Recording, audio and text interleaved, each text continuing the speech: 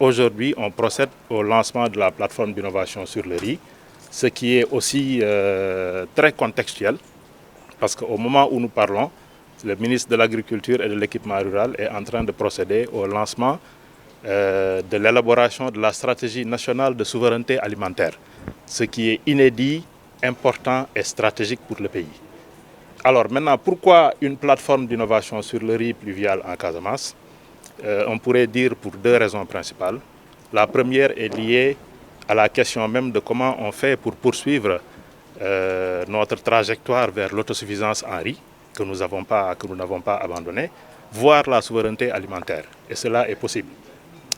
Vous savez, nous avons des niveaux de consommation alimentaire sur le riz qui sont de l'ordre de 1 900 000 tonnes et nous ne produisons que les 800 000, ce qui veut dire, c'est-à-dire 45% de couverture de nos besoins.